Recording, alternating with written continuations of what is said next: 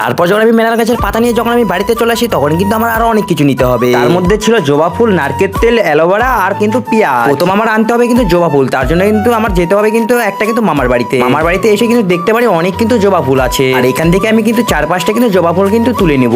বন্ধুরা জবা ফুল তুলতে কিন্তু এইদিকে দেখো মেঘের কিন্তু আজকে দৃশ্যটা কিন্তু অনেক সুন্দর লাগছিল। আমি কিন্তু 5টা কিন্তু জবা ফুল তুলে নিয়ে চলে যাবো এখন কিন্তু কালো কিশোররাজ পাতা নিতে। আর বন্ধুরা কালো কিশোররাজ পাতা কিন্তু জমিতেই হয়। আমি কিন্তু কালো কিশোররাজ পাতা কিন্তু অনেক কষ্ট করার পরে কিন্তু খুঁজে কিন্তু পেয়ে গেলাম। 100 টাকা নিয়ে চলে গেলাম কিন্তু একটা নারকেল তেলের বোতল আনতে। তাই দোকানে গিয়ে কিন্তু একটা নারকেল তেলের বোতল কিন্তু নিয়ে নিলাম। তুলনার থেকে কিন্তু এখন নারকেল তেলের দামটা কিন্তু অনেক বেশি। আগে 20 টাকা বা 30 টাকা ছিল, এখন কিন্তু 50 টাকা। তারপর কিন্তু আমিও নিয়ে নিলাম কিন্তু এখান থেকে কিন্তু 5 টাকার পেঁয়াজ। দেখেছো আমাকে কিন্তু 5 টাকার পেঁয়াজ অনেকগুলো দিয়েছে। আমার বাড়িতে অ্যালোভেরার গাছ ছিল না বলে আমি কিন্তু একটা দাদার বাড়ি থেকে কিন্তু অ্যালোভেরা নিয়ে নিলাম। আমার সবকিছু নেওয়ার পর কিন্তু আমি চলে আসলাম কিন্তু বাড়িতে। তারপরে এসে কিন্তু একটা বাটি নিয়ে কিন্তু আমি এখন কিন্তু তেলটা ঢেলে নিব। নারকেল তেল ঢালার পর কিন্তু যেগুলো আমি জিনিস নিয়েছি সেগুলো কিন্তু গরম করতে হবে। এর মধ্যে দিয়ে কিন্তু কালারটা কিন্তু কিছুটা এমন ছিল। আমার মতন তোমরা এরকম বুদ্ধি খাটিয়ে কিন্তু কে কে এভাবে তেল বানাও সেটা কিন্তু কমেন্টে অবশ্যই জানাবে।